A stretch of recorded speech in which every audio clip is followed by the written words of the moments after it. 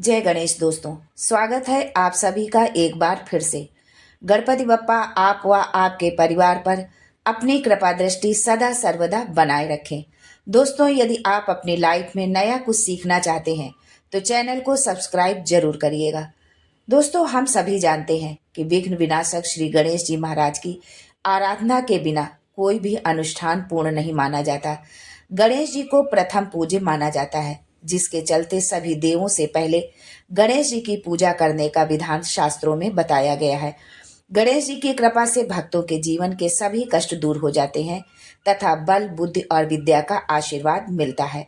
उनके आशीर्वाद से बड़ा कार्य भी बाधा रहित रूप से पूर्ण होता है। वैसे तो आप गणपति की आराधना किसी भी दिन कर सकते हैं, परंतु बुधवार के दिन गणेश जी की उपासना का विशेष फल मिलता है। शास्त्र एवं ज्योतिष विज्ञान में भी बुधवार का दिन एक दंत गणेश को ही समर्पित है, और ऐसा इसलिए है क्योंकि जिस समय माता पार्वती से पुत्र गणेश की उत्पत्ति हुई, ठीक उसी समय भगवान शिव के सानिध्य में बुद्ध देव विराजमान थे, जिसके कारण गणेश जी की उपासना के लिए बुधवार का दिन श्रेष्ठ माना जाता है। तो आइए जानते हैं आज के वीडियो में कि भगवान गणेश जी को कौन सी प्रिय चीजें हैं जिससे प्रसन्न होंगे गौरी पुत्र गणेश। लेकिन उससे पहले आपसे रिक्वेस्ट करती हूँ कि वीडियो को लाइक करिएगा, दोस्तों को शेयर कर दीजिएगा, और अगर आपने अभी तक चैनल को सब्सक्राइब नहीं किया है तो चैनल को सब्सक्राइब करके बेल आइकन जरूर दबाइएगा। दोस्तों, पहली चीज है दूर्वा। भगवान गणेश को दूर्वा बेहद प्रिय है। आप इसे बड़ी आसानी से पा सकते हैं। ये है तो बड़ी छोटी चीज, पर गणपति को ये अत्यंत प्रिय है। 3 या 5 पत्तियों वाली दूर्वा को सबसे उत्तम माना गया है। गणेश जी को इस तरह की 21 दूर्वा आप अर्पित करें। जब इन्हें आप अर्पित करें तो इसमें मौली जरूर बांध लें, कलावा जिसे हम बोलते हैं। 21 दूर्वा ही क्यों अर्पित की जाती है, इसके पीछे एक पौराणिक कथा है। अनलासुर और गणपति के बीच जब भयंकर युद्ध हुआ था, तब गजानन ने अनलासुर को निगल लिया था, जिसके बाद उनके उदर में असहनीय जलन होने लगी। तब कश्यप ऋषि ने दूर्वा की 21 गांठ बनाकर गणपति को खिलाया, जिससे उनकी जलन शांत हो गई। पर दूर्वा चढ़ाते समय इस बात का ध्यान रखें कि दूर्वा आप भगवान गणेश के टूटे हुए दांत की ओर ही चढ़ाएं। अक्सर हम मंदिर जाते हैं, कभी जल्दबाजी में तो कभी भी भीड़ या अज्ञानता के चलते हम कहीं भी दूर्वा चढ़ा देते हैं, जिससे हमें दूर्वा चढ़ाने का फल नहीं मिलता है। तो इस बात का आप जरूर ध्यान रखें। दोस्तों, भगवान गणेश को शमी का पौधा बहुत प्रिय है। शमी की पत्तियां अर्पित करने से घर में धन धान्य के भंडार भरे रहते हैं और सुख शांति की प्राप्ति होती है। दोस्तों, दूसरी चीज है पान, सुपारी और यज्ञोपवीत। भगवान गणेश की पूजा में पान, सुपारी और यज्ञोपवीत जरूर अर्पित करना चाहिए। पान, सुपारी और यज्ञोपवीत के बिना गणपति की पूजा अधूरी मानी जाती है। पान, सुपारी अर्पित करने से धन, संपदा, ऐश्वर्य में वृद्धि होती है। इसके साथ ही पान, सुपारी अर्पित करने से आप सभी जगह मान सम्मान प्राप्त करेंगे, आपकी यश और कीर्ति बढ़ेगी। दोस्तों, तीसरी चीज है सिंदूर। भगवान गणेश और संकट मोचन को ही मात्र सिंदूर अर्पित किया जाता है। आप सभी देवियों को तो सिंदूर अर्पित करते हैं, परंतु सिर्फ ये ही 2 देव ऐसे हैं जिन्हें सिंदूर अति प्रिय है। एक बार भगवान गणेश ने एक अत्यंत बलवान राक्षस सिंदूरासुर को मारकर अपने शरीर पर रगड़ दिया था, जिसके कारण उनका रंग सिंदूर की तरह लाल हो गया था।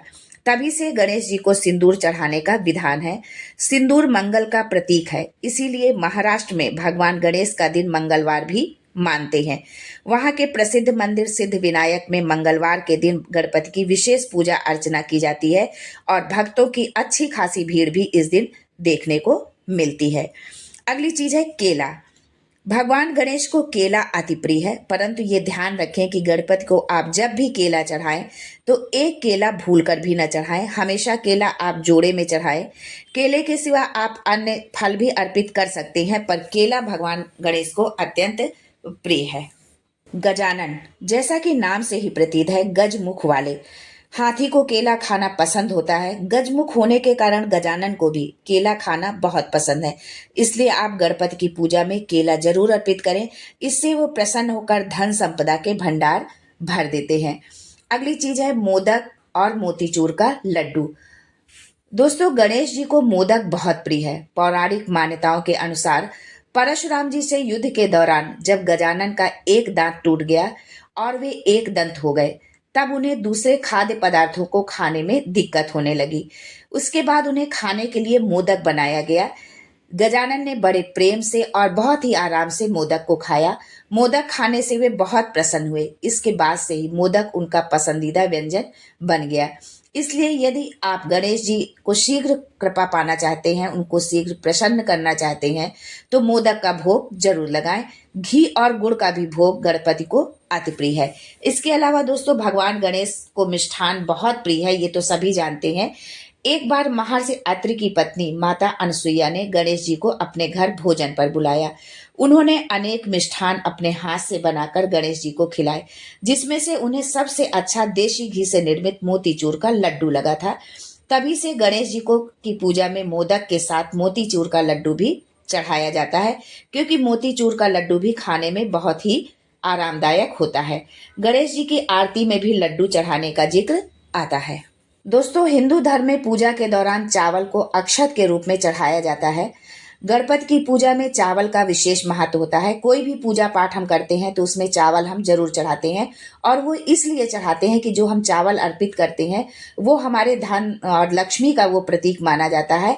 और अक्षत का मतलब होता है जो टूटा हुआ ना हो, ऐसा चावल हमें अर्पित करना चाहिए। दूसरा अर्थ इसका ये भी होता है कि हमें जो भी प्रसाद रूप में या जो भी आशीर्वाद रूप में हमें ईश्वर से मिलता है वो कभी भी नष्ट नहीं होने वाला होता है। ईश्वर हमें जो चीज देते हैं वो कभी समाप्त नहीं होता है। उनकी दी हुई चीज जो है हमेशा जो है अमर होती है। तो इसलिए अक्षत को पूजा में जरूर आप अर्पित करें, गणपति की पूजा में। इसका क्योंकि गणपति की पूजा में चावल का विशेष महत्व होता है।